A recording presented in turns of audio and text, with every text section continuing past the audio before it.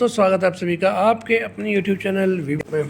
दोस्तों वीडियो की शुरुआत करने से पहले सबसे पहले मैं सिर्फ आपको एक बात बोलना चाहूँगा कि देखिए इस वक्त जो शेयर बाज़ार में टिक गया, पेशेंस रखे और घबराए नहीं, वो इन्वेस्टर, वो रिटेल इन्वेस्टर, वो आम इंसान जो शेयर मार्केट में इन्वेस्ट करता है, बिना डरे रुका रहा, डटे रहा, वो पैसा बड़ा कमा के जाएगा। मैं ऐसा इसलिए बोल रहा हूँ कि देखिए अपनी बाज़ार में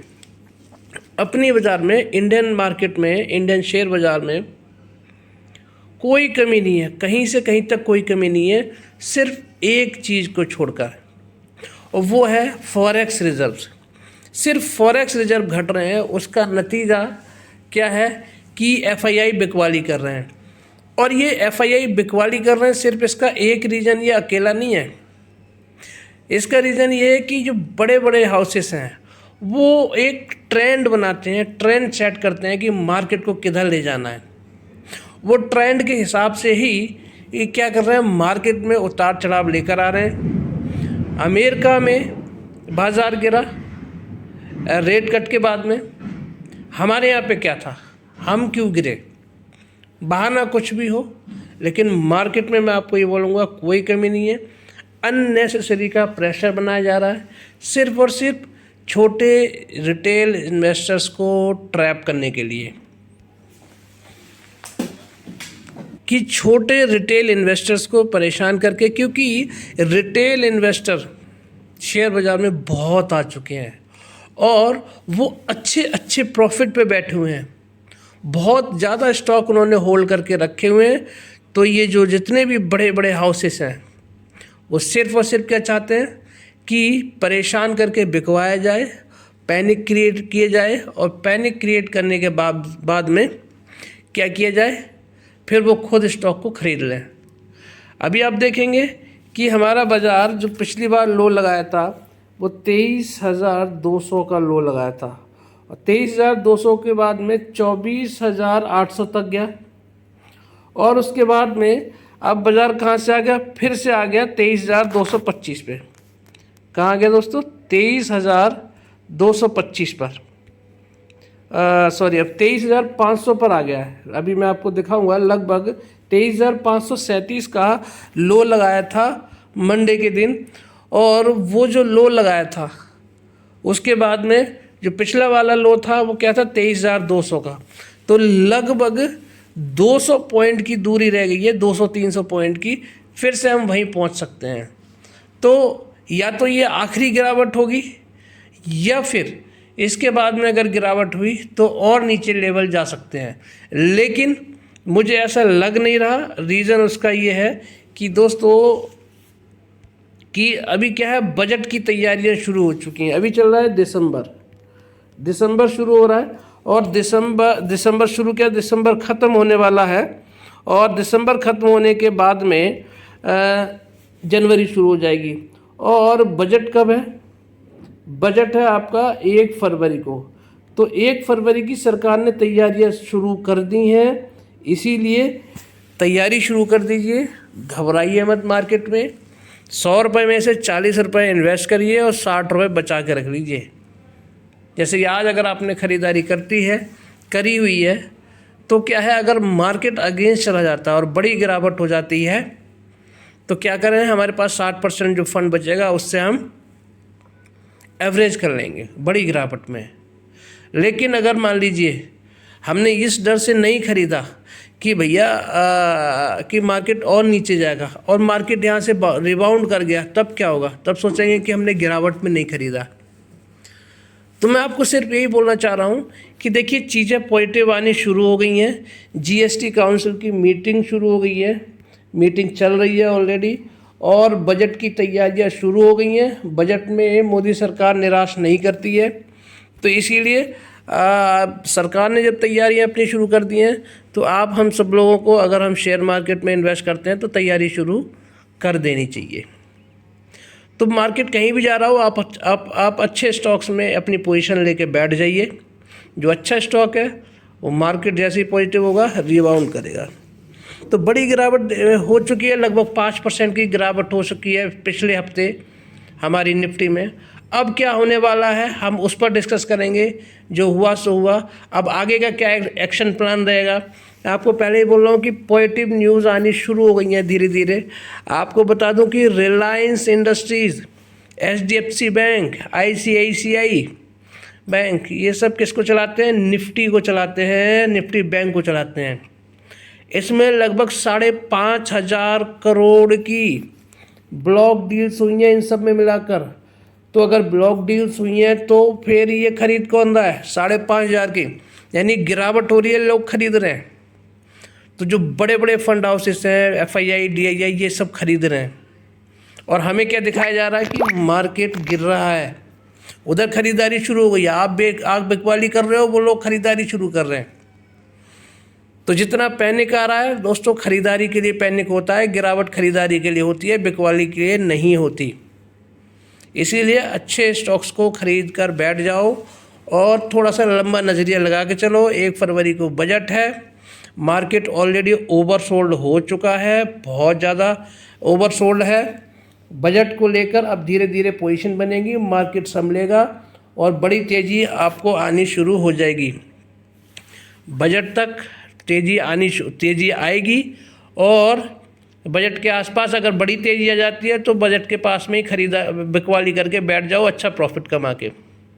फिर बजट वाले दिन बाद में देखेंगे। अगर अच्छे प्रॉफिट में आ जाते हैं बजट तक तो अपना प्रॉफिट बुक करो और बैठ जाओ। क्योंकि अक्सर ऐसा हो रहा है कि जब बजट होता है या सरकार बनती है तब तक मार्केट धुआंधार भागता है और उसके बाद में बजट वाले दिन या सरकार वाले जिस दिन वोटों की काउंटिंग होती है उस दिन गिर जाता है। तो ये सब रहता है। तो अपना अभी गिरावट में पोजीशन बनाइए, अच्छे प्रॉफिट में बैठ जाइए, मार्केट रिबाउंड ज़रूर करेगा और उसके बाद में अपना प्रॉफिट बुक करिए और उसके बाद में फिर दोबारा से गेम शुरू करिए। तो ये जब मैं आपको शुरुआत में कहना चाह रहा था, अब मैं आपको वीडियो को शुरू कर रहा हूँ।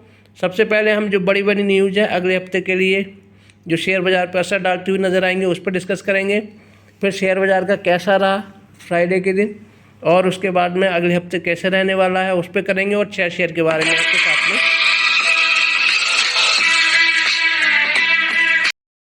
तो मैं ये बोलना चाहूँगा दोस्तों कि अब जो है पोजीशन बना के बैठ जाइए और वीडियो को शुरुआत करते हैं, जल्दी जल्दी क्लोज करते हैं।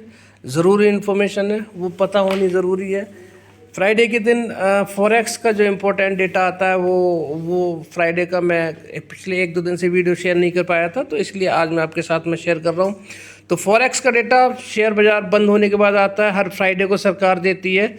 और उसके बाद में आपको पता है कि अगर नहीं पता है तो फिर से बता देता हूँ कि फॉरेक्स रिजर्व का डेटा ऐसा डेटा है दोस्तों, अगर घटता है तो जो FII DII है बिकवाली करते हैं। अगर यही डेटा अगर पॉजिटिव आ जाता है, फॉरेक्स बढ़ के आते हैं तो मार्केट में तेज़ी आती है, क्योंकि FII खरीदारी करते हैं, क्योंकि हमारा जो क्या कहते हैं करेंसी मजबूत होने लगती है।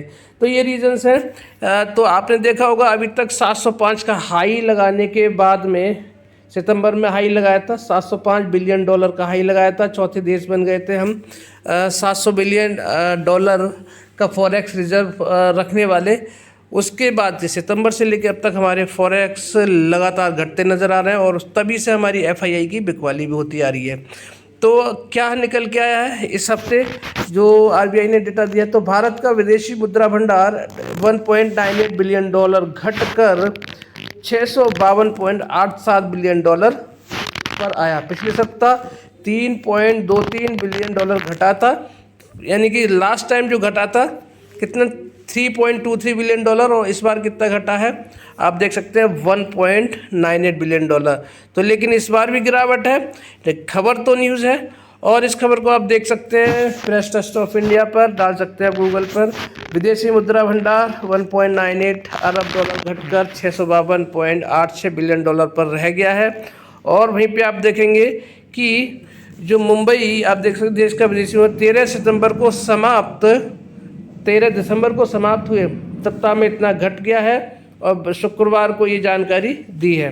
और वहीं पिछले सप्ताह में देश का कितना गिरा था, $3.32 गिरा था, और कितना रह गया था, $654 बिलियन रह गया था।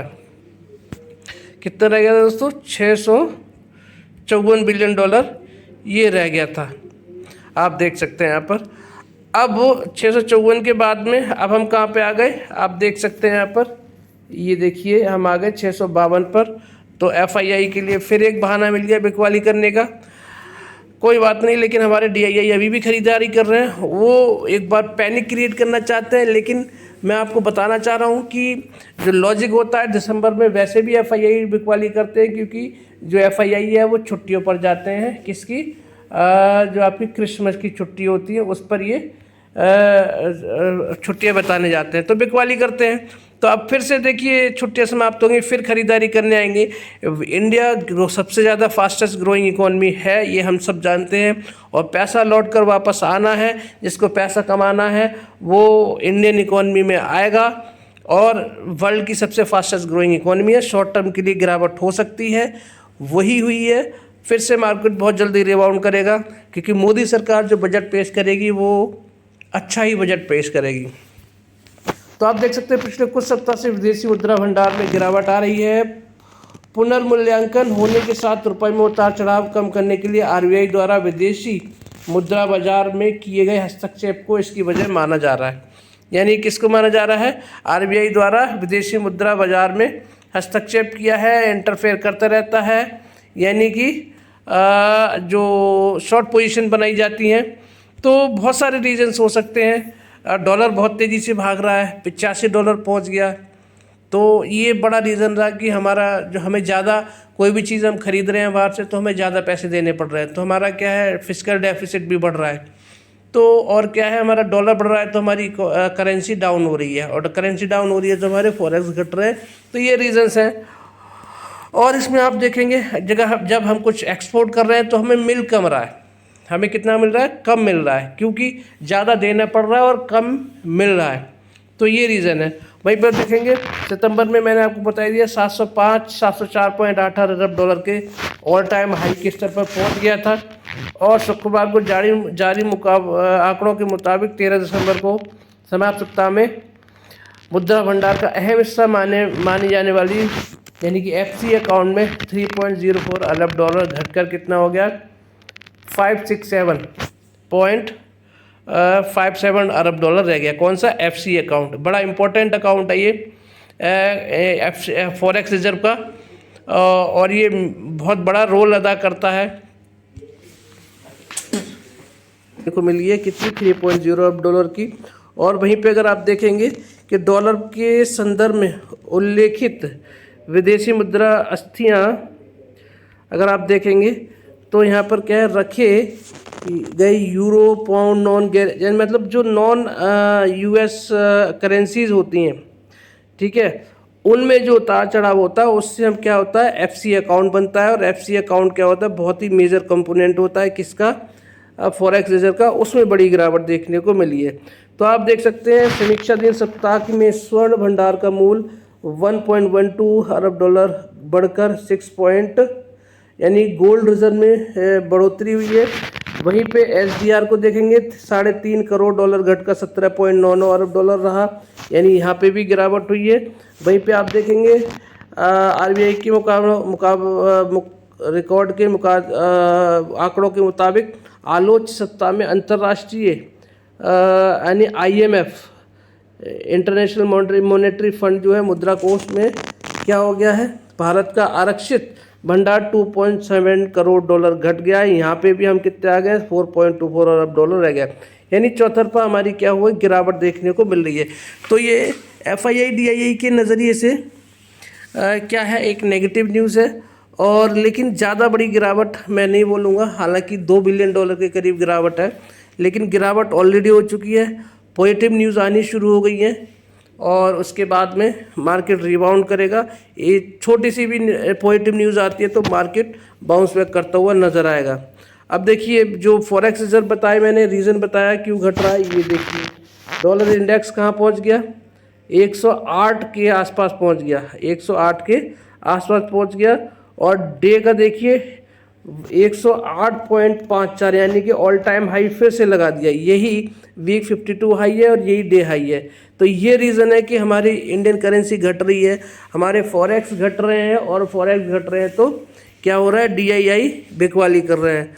अब यहाँ पे हल्का फुल्का देखिए थोड़ी बहुत गिरावट हुई है इसमें।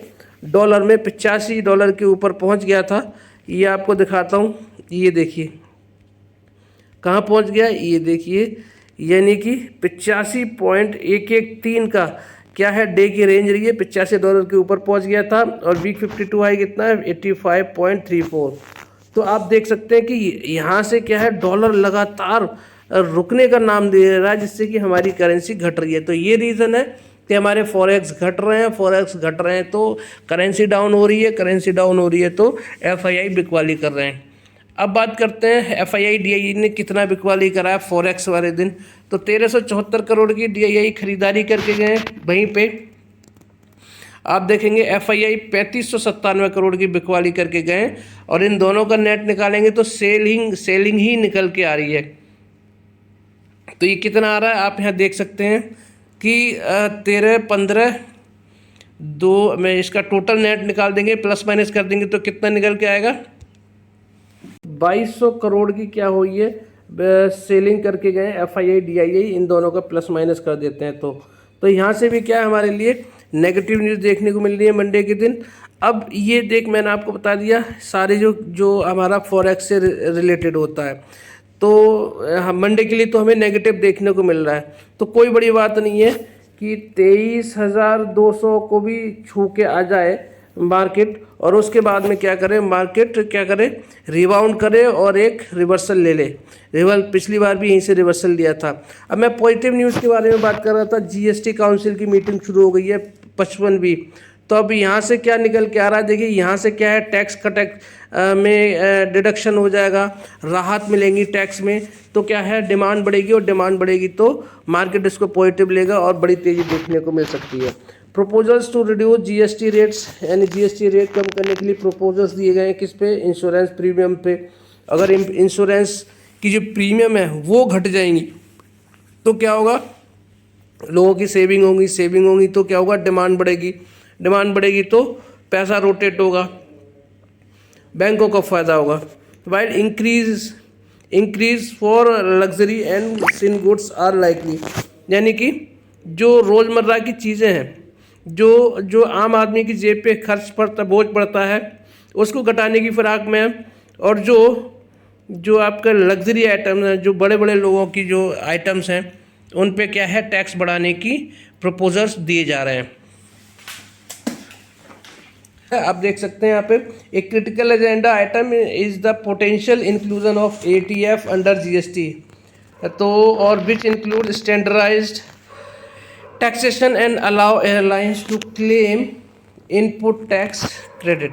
तो कुछ पॉजिटिव यहाँ पर सरकार सोच रही है, जिससे कि क्या है, मार्केट में डिमांड क्रिएट होगी तो बाज़ार में भी तेज़ी आपको देखने को मिलेगी। रिकमेंडेशन क्या है GST काउंसिल की, आप देख सकते हैं कि सबसे पहली है कि GST council recommend reduction rates GST rates on fortified rice kernel FRK पे, जो ओके 5% की उसमें कम करने के लिए बात कही गई है।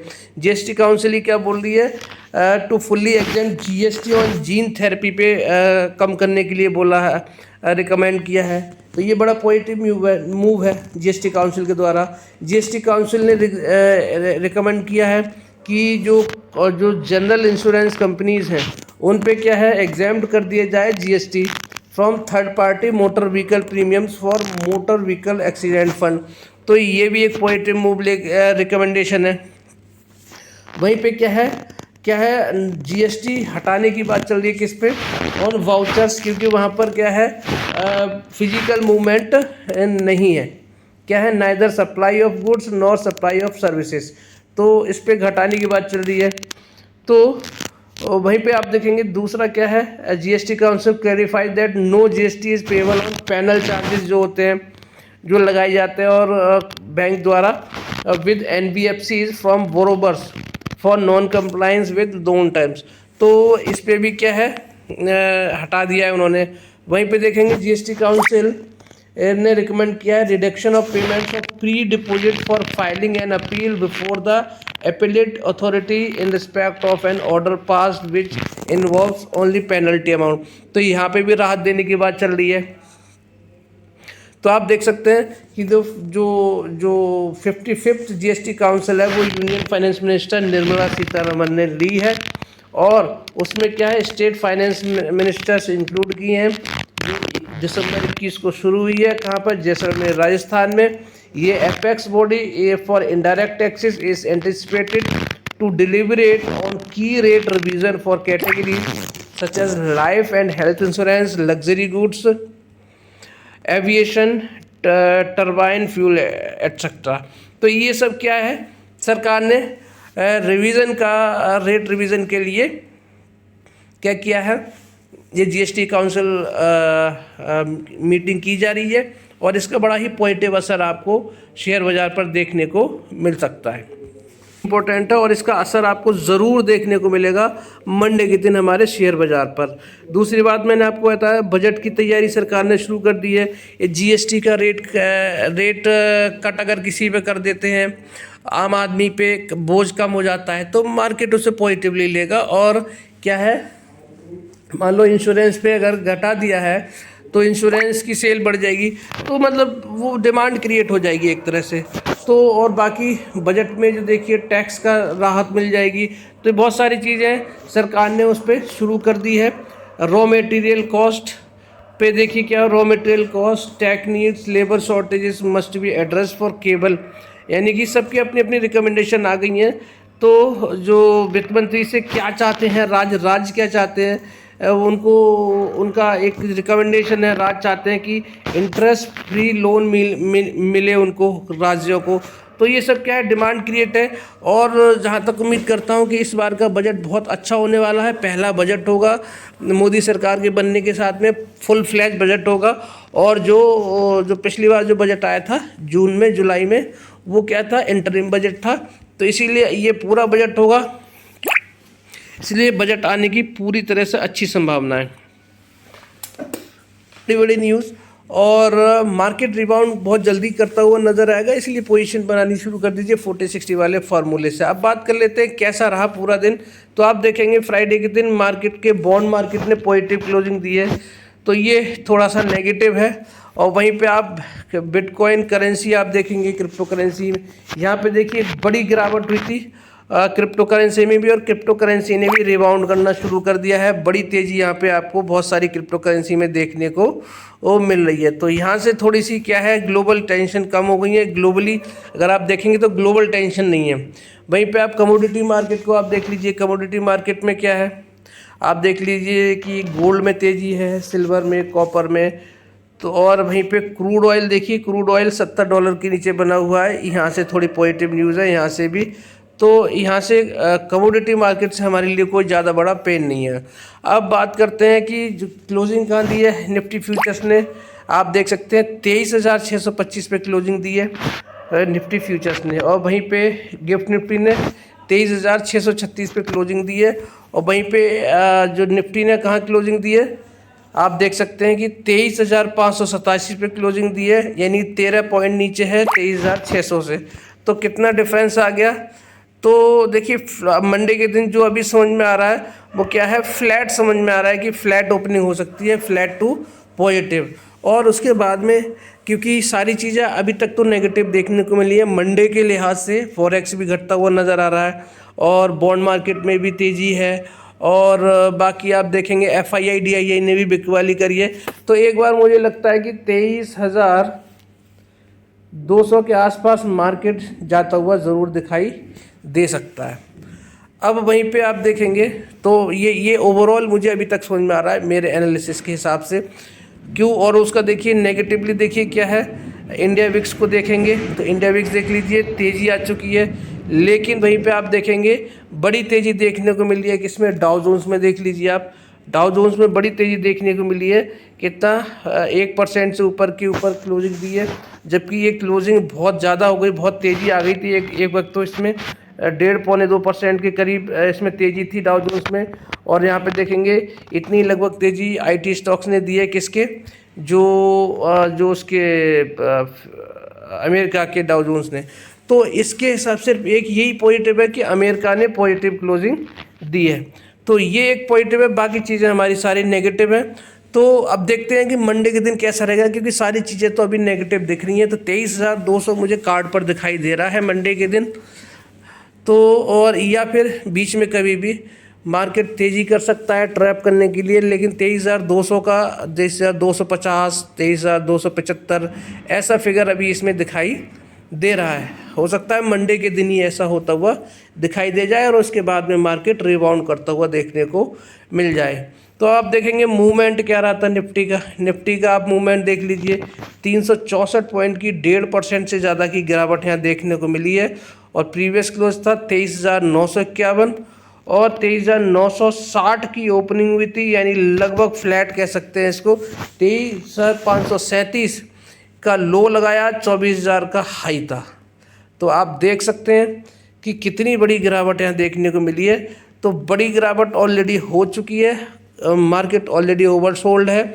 रिलायंस में बल्क डील हो रही है, एचडीएफसी में बल्क डील हो रही है, आईसीआईसीआई में बल्क डील हो रही है। निफ्टी के बड़े बड़े जो हैवी वेटेज वाले स्टॉक्स हैं उनमें बाइंग हो रही है, और बाइंग हो रही है तो लोग चुपचाप खरीदारी कर रहे हैं। ध्यान रखिए, बहुत जल्दी मार्केट पलटने वाला है, ध्यान रखिएगा। हमारा नेगेटिव नज़र आ रहा है अभी कार्ड पर, सिर्फ अमेरिकी मार्केट को छोड़ दिया जाए तो बाकी चीज़ें सब नेगेटिव हैं। 23,200 तक जाने की उम्मीद है, नहीं जाए तो बहुत अच्छी बात है, लेकिन अभी भी मामला थोड़ा सा जो डेटा है मंडे के लिए वो बड़ा नेगेटिव है। तो इसीलिए क्या है, देखते हैं किस तरह से मार्केट रिएक्ट करेगा। एक बार 23,200 पे जाता है तो फिर हम बाय करके जाएंगे, और स्टॉप लॉस जस्ट 23,200 के नीचे हमें 23,200 का स्टॉप लगाना पड़ेगा।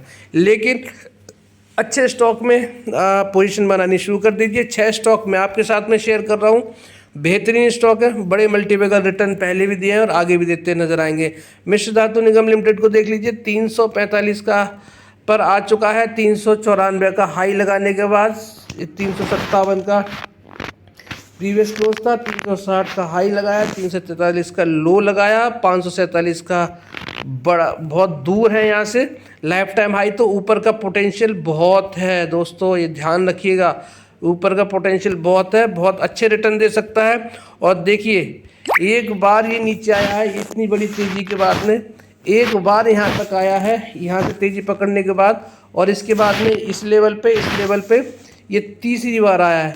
तो यहाँ से मार्केट बाउंस बैक करना चाहिए, ये एक मौका है। मैं आपको फिर से बता रहा हूँ कि यहाँ से फिर से जैसे ही रिबाउंड करेगा मार्केट में तेज़ी आएगी, एक बड़ी तेज़ी आपको देखने को मिलेगी। और इस बार का लेवल 400 पार जाता हुआ दिखाई देगा इसमें, और 400 के बाद में 450 और 450 के बाद में सीधा जैसे ही मार्केट बड़ा पॉजिटिव हो जाएगा, पॉजिटिव बुलिश मोड में आ जाएगा, तो फिर आपको 500 और मेरे जो टारगेट है इसमें 797 के टारगेट मुझे साफ साफ इस स्टॉक में दिखाई दे रहे हैं। तो पोजीशन बना के बैठ जाइए। टाटा पावर बिल्कुल बाइंग रेंज में आ चुका है दोस्तों, 401 पर है, 415 का हाई लगाया है, और आप देखिए 494 का आप देख सकते हैं इसका लाइफ टाइम हाई है। और इसको चार्ट को देखेंगे तो इस लेवल पे अभी ये कितनी बार आया है, देखिए 1, 2 और 3 बार आ चुका है यहाँ पर, और ये यहाँ से फिर भागा ही था। तो यानी कि अब यहाँ से ये या तो नीचे गया तो 380, 370 पे बिल्कुल मत छोड़िएगा, और नहीं तो यहाँ से बाइंग करनी शुरू कर दीजिए दोस्तों। रिबाउंड आना चाहिए ज़्यादा में ज़्यादा 390, 380 आ जाएगा, और वहाँ पे आप 60% फंड से 40% फंड से अभी खरीदारी करिए, और 60% फंड से आप एवरेज कर दीजिए।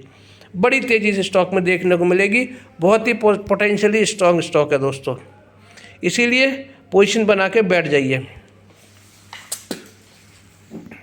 देखो बजट दोस्तों क्या है, बजट आने वाला है, बजट तो बजट के हिसाब से रेलवे सेक्टर में तेज़ी ना आए ऐसा हो नहीं सकता, इसीलिए 148 पे दोस्तों ये अभी आ गया, फिर से वही कहाँ पे आ चुका है, 140 से लेके 150 की रेंज में आ चुका है।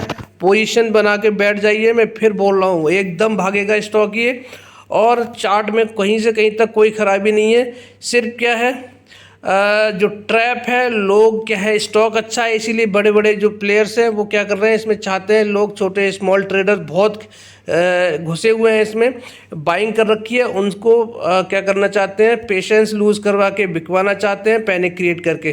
तो ये डब्ल्यू पैटर्न बन रहा है दोस्तों, ये ध्यान रखिए। इसके ऊपर जैसे ही सस्टेन करेगा एक बड़ी तेज़ी आपको देखने को मिलेगी। स्टॉक में कोई कमी नहीं है, अभी भी मौका है, फिर मौका दिया है। जम्मू एंड कश्मीर बैंक को देख लेते हैं। जम्मू एंड कश्मीर बैंक फिर से 96 पे आ गया है। गोल्डन अपॉर्चुनिटी है, 3 बार 109 पे जा चुका है, 109 पर 3 बार जा चुका, 2 बार जा चुका है, तीसरी बार जाएगा तो रुकेगा नहीं। और लाइफ टाइम हाई कितना है इसका, वीक 52 हाई देखिए 152 रुपये का है। तो ये मौका दोबारा नहीं मिलेगा। और आप देख सकते हैं, ये आपको मैं दिखा देता हूँ, ये देखिए ये गिरावट हो चुकी है और इसके बाद में ये इसको ऊपर ही जाना है। इसमें भी डब्ल्यू पैटर्न बन चुका है, आप देख सकते हैं डब्ल्यू पैटर्न बन चुका है ऑलरेडी, ये देखिए। और जैसे ही इसके ऊपर सस्टेन करेगा, फिर से नीचे आ गया, जैसे टेस्ट करने के लिए आया, एक बड़ी तेज़ी आपको इस स्टॉक में देखने को मिलेगी। 109 आपको बता रहा हूँ कि 109 यानी कि 109 या 110 के ऊपर जैसे ही सस्टेन करेगा आपको 132-35 के टारगेट इस स्टॉक में देखने को मिलेंगे। आरबीएल बैंक फिर मौका दे रहा है दोस्तों, 152 पे आ चुका है, यहीं से 180 तक गया था अभी पिछली बार जब गिरावट हुई थी, और अब फिर से वहीं पे आ चुका है। तो ये करेक्शन हुआ है, बड़ा करेक्शन हुआ है, 7% की बड़ी गिरावट हुई है, आप देख सकते हैं। लो लगाया 151 रुपये का और 152 पे क्लोज हुआ है, 164 का प्रीवियस क्लोज था। तो ये मौका दे रहा है अभी, ऐसे मौके दोबारा नहीं आएंगे, आप देख लीजिए यहाँ पर। तो मौके का फ़ायदा उठाइए, चार्ट बड़ा ही क्लियर है। जैसे ही 180 के ऊपर जाएगा 190 से लेके 200 के टारगेट आपको देखने को मिलेंगे, और जैसे ही 231 के ऊपर वीकली क्लोजिंग दे देगा आपको 270 के टारगेट इस स्टॉक में देखने को मिलेंगे। इससे सस्ता और क्या चाहिए दोस्तों। 5वें छठे और आखिरी स्टॉक की बात कर लेते हैं। स्पेशलिटी रेस्टोरेंट देखिए, जो इसका जो सपोर्ट था 150 का, उसके नीचे आया है और अब देखते हैं कितना नीचे जाएगा। और हालांकि जो वीक 52 ये लो हो चुका है इसका, और अब देखते हैं कि मंडे के दिन कैसे रिएक्ट करता है। अगर किसी ने ख़रीदारी कर रखी है तो फिर अभी थोड़ा वेट करिएगा, एवरेज मत करिएगा, 110 115 के आसपास जाए तब खरीदारी करिएगा। रिटर्न बहुत अच्छे हैं इसमें, आगे चल के बहुत बड़े रिटर्न देखने को मिलेंगे। वीक 52 हाई देख लीजिए, 287 रुपये का वीक 52 हाई इसमें है। तो आप देख सकते हैं, ये देखिए बहुत लंबा कंसोलिडेशन हो चुका है। बहुत ही जल्दी एक भी पॉजिटिव न्यूज़ आएगी, बड़ी तेज़ी से रिएक्ट करता हुआ नज़र आएगा। जिस तरह से मिधानी में तेज़ी आती है उसी तरह से इसमें भी 20% 10% की तेज़ी देखने को मिलती है। तो स्टॉक बहुत शानदार है, ये मौके हैं दोस्तों, पोजीशन बना के बैठ जाइए, लंबे नज़रिए से बड़े रिटर्न आपको ज़रूर देखने को मिलेंगे। ये थे मेरे 6 स्टॉक और मैंने आपका पूरा एनालिसिस आज को बिल्कुल डिटेल्ड एनालिसिस किया है मैंने। उम्मीद करता हूँ कि आपको चीज़ें समझ में आई होंगी, और वीडियो अच्छी लगी तो लाइक शेयर सब्सक्राइब करना मत भूलिएगा। चैनल को ज़रूर सब्सक्राइब कर लीजिएगा, जिससे कि आपको लेटेस्ट अपडेट मिलता रहे। लेटेस्ट अपडेट मिलती रहेंगी तो क्या होगा, सेटअप अच्छा बनेगा तो कभी भी लॉस में नहीं बैठेंगे। तो बहुत बहुत धन्यवाद आप सभी का। राधे राधे, जय श्री राम, जय श्री